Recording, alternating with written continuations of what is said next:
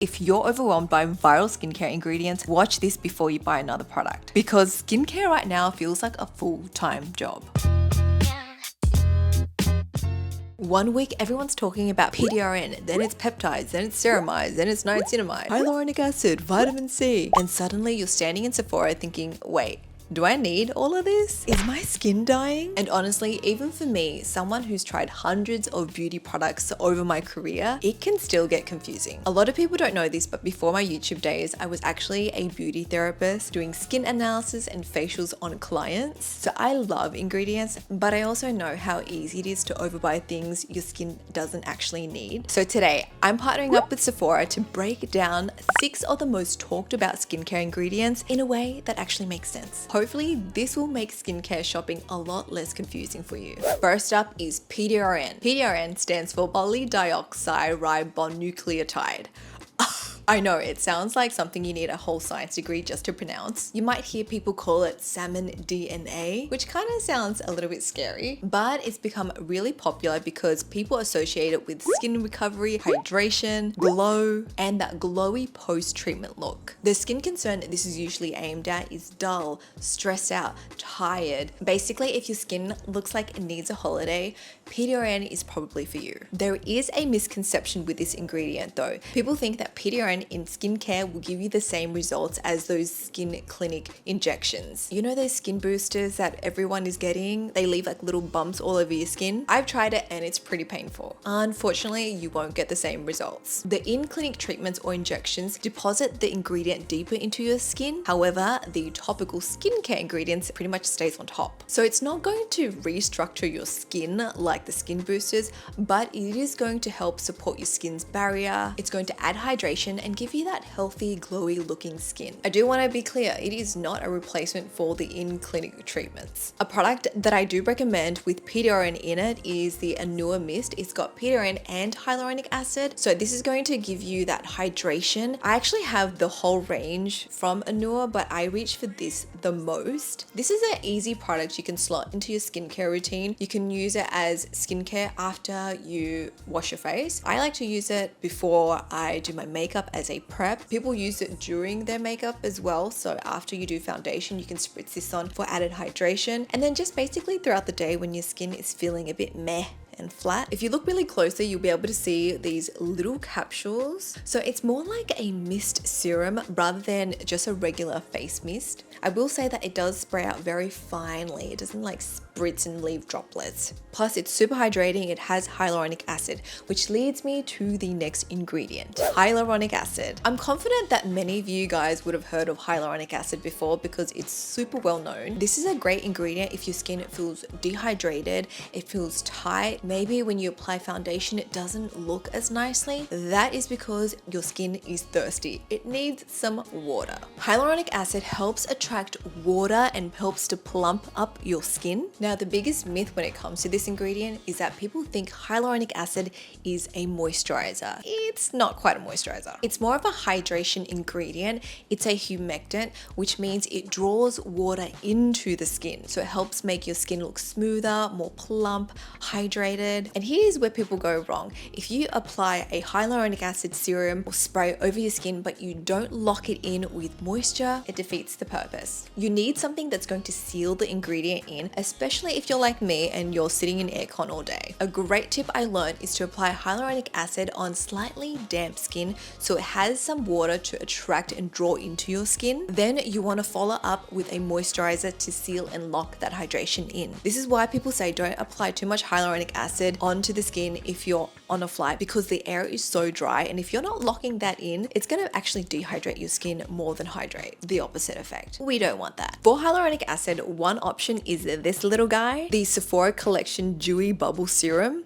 It's so fun. So it's got 2 layers which you shake up. This is great to apply after you've cleansed. If your skin feels tight, dehydrated, it looks kind of crepey, this is going to help with that. The beauty with hyaluronic acid as an ingredient, it is very easy to use with other actives, and it's basically a safe one for all skin types. Next viral ingredient is niacinamide. Now this is actually one of my favorite ingredients because it's a multitasker, just like me. I'm telling you, the internet went crazy over this ingredient a few years ago, and I feel like almost every ingredient has niacinamide in it. I bet you have niacinamide in one of your products right now. Why the internet was so obsessed is because it helps with so many different things. It can support oil balance, improve the look of pores, support the skin barrier, and help with uneven tone and texture. Is that not like a superstar ingredient? This is going to be a great ingredient for those of you who have oily, acne-prone skin, if you feel like your skin is very congested, there's lots of buildup, and if you have redness, uneven texture or tone, this is for you. Now, a big misconception when it comes to niacinamide is that people think the more the better, and that's not really true. You don't really need niacinamide in every step of your routine. You don't need it in your cleanser and your serum and your moisturizer and your sunscreen and your water bottle.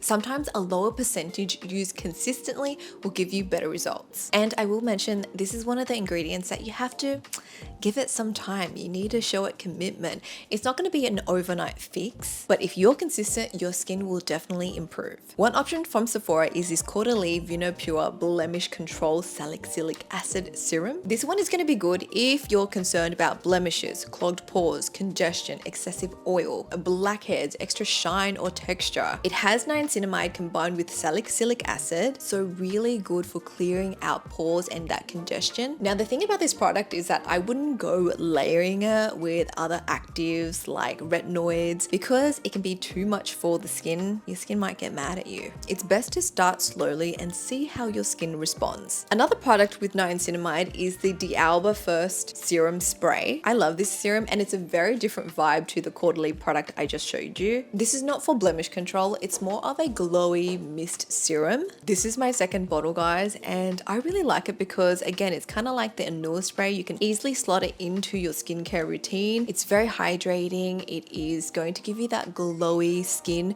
You can use it before makeup, during makeup, is looking tired throughout the day, spritz this on to revive it. So both have the same ingredient category, but very different product experience. Caudalie is more for congestion, blemish prone skin. D'Alba is more for glow, moisture, and refreshing the skin. Then there's this mask from Laneige. This is a peel off mask that also contains niacinamide, pore polish peel off mask. If you're someone who has oily, shiny, textured skin, this mask is going to help your skin look more polished and it's really satisfying to peel. I personally just use this on my nose area where I have a lot of oil and pores, and yeah, I feel like it just helps clear that area and just control the sebum there. It just takes 10 minutes to dry and I just peel like there's no big deal. So I want you guys to remember that niacinamide is that ingredient that can do a little bit of everything, but you don't need to invite her to every part of your skincare routine. Next up, we have vitamin C. Vitamin C is an ingredient people look for when they want brighter, glowier skin. It's commonly used for dullness,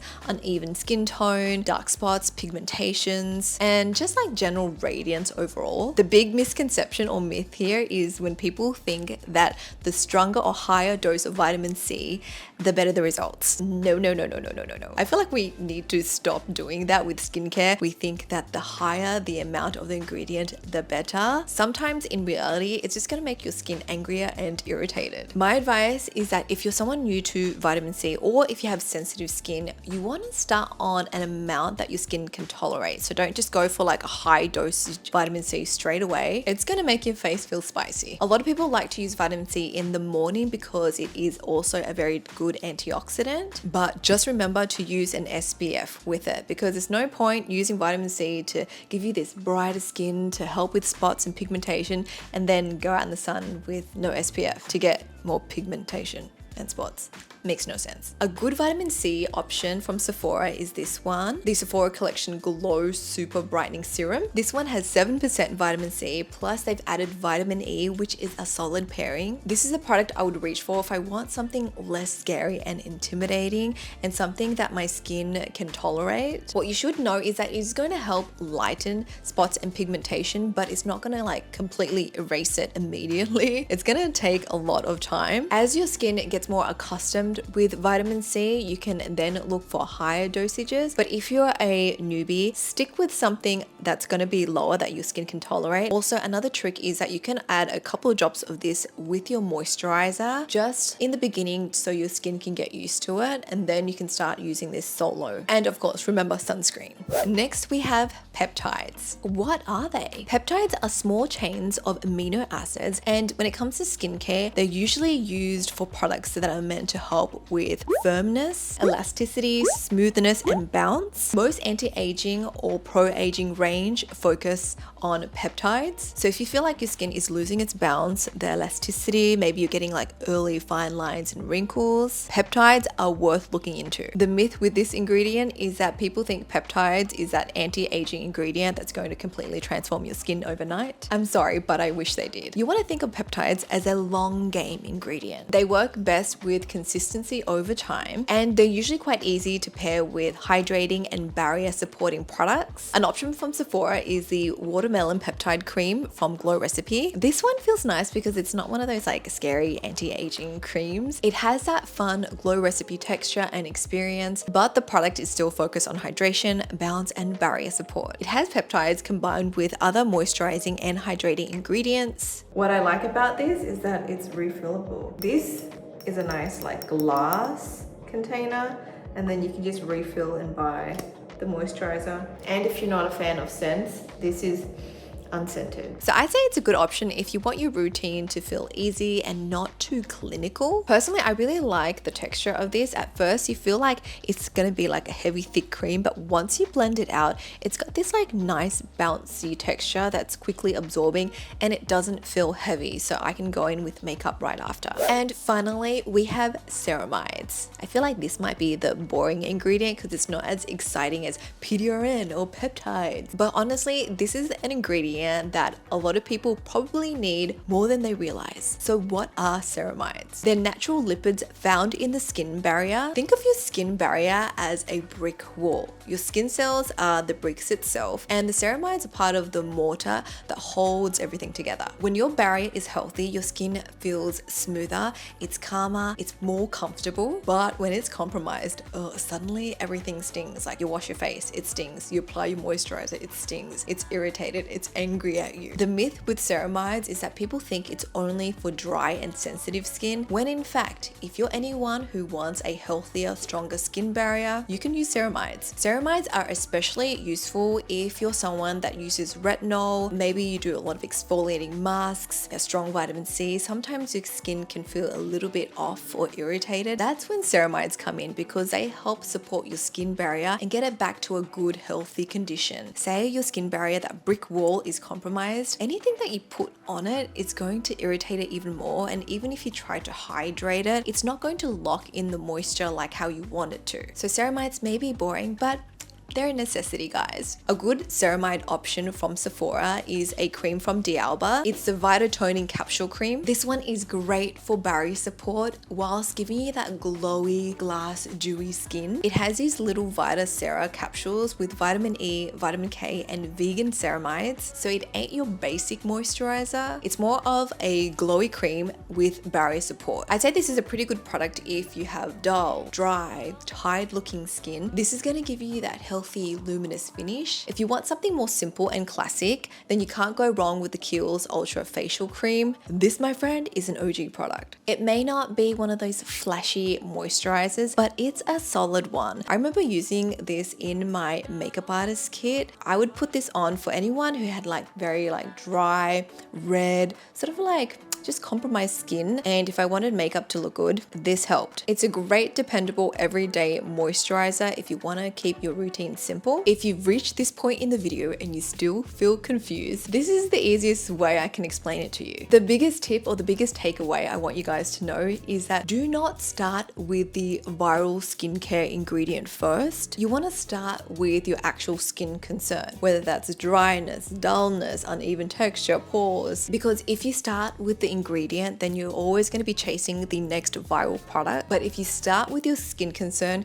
you'll actually buy what makes sense for your skin. Make sense? Yeah. So please ask yourself, is my skin oily? Is it dry? Is it congested? I can't stress enough that we don't need every viral skincare ingredient. The goal is to understand what your skin actually needs and to make skincare shopping less overwhelming. You can sort of like block out the noise and spend your money on things that actually will work for you. If you guys want any of the links to the products I mentioned, I'll leave all the Sephora links below. Hopefully this video helps you skip all that endless skincare research. So next time you're in Sephora, you know what ingredients you need and you know what products to look for. What I love about Sephora is that they have so many ingredient-led options across different brands, so you'll be able to find something that's suitable for you. Make sure you thumb this video and subscribe if you're new here, and I shall speak to you guys next time.